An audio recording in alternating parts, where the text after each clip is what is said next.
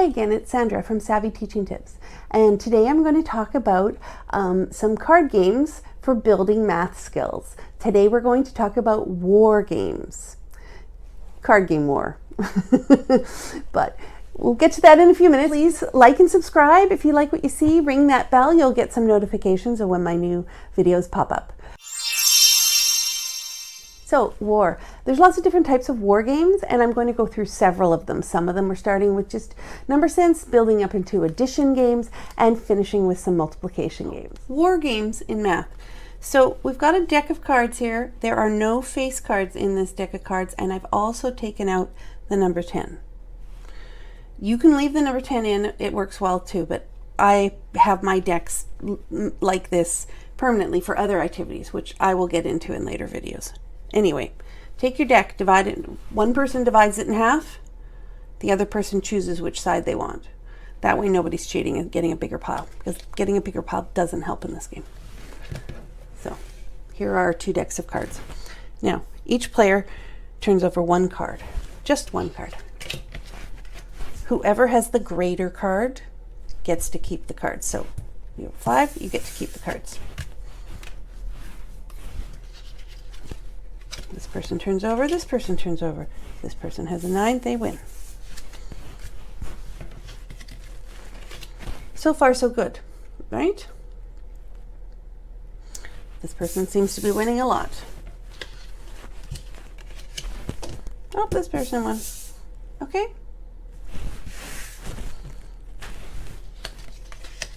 Aha, tie, that means war. Now what do we do? Well, there's a couple ways to do this. The easiest way is to say, okay, hold on, we'll turn over the next 2 cards. Whoever has the biggest number gets all of these cards. So that's one way to do it. But in traditional war games, you would put 3 down, sacrifice 3, and turn over your next card. So sacrifice 3, 1, 2, 3.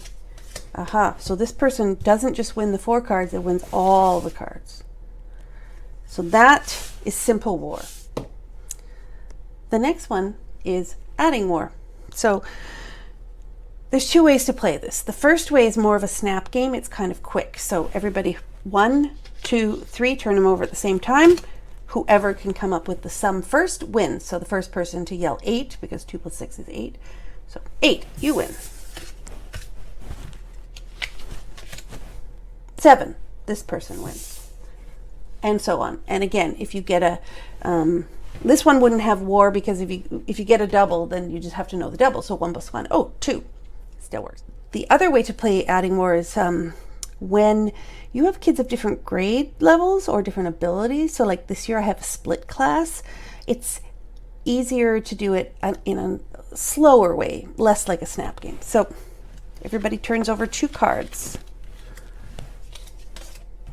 And you can take your time.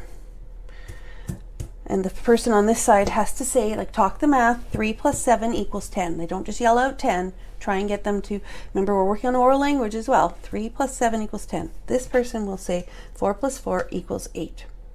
So 10 is greater than 8, so 10 wins. Do it again. And this is where other kids can help. Like what I say to my kids is, say the question, 3 plus 9, now count the symbols. And I teach them not to count the little symbols, just count the big ones. So if they're not very good at math or in their first grade or something like that, 3 plus 9 is 1, 2, 3, 4, 5, 3 plus 9 equals 12.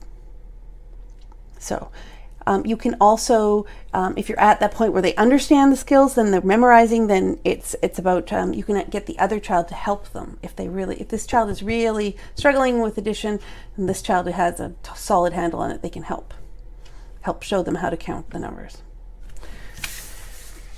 And with this game, if you both get a number that the sum is the same, so the cards could be totally different. You can get 4 plus 4 and 6 plus 2. But if the sum is the same, then it's war. And you can do war, like I said, where they just flip over the cards, or you can do war where they sacrifice 3 and then turn over the cards. One that works really well for grade 3 is multiplication speed. And they both turn over quickly. 5 times 4 is 20. So whoever gets the question right first gets to keep it. This is good when you're doing drill and practice and the kids are at the same level. But if they're not at the same level, turn over the 2 cards each. So 7 times 3 is 21. 3 times 9 is 27. This person wins and gets all the cards. And that's it. There you go. So there we have several different war games that are really great for building skills and for drill and practice. So there you go.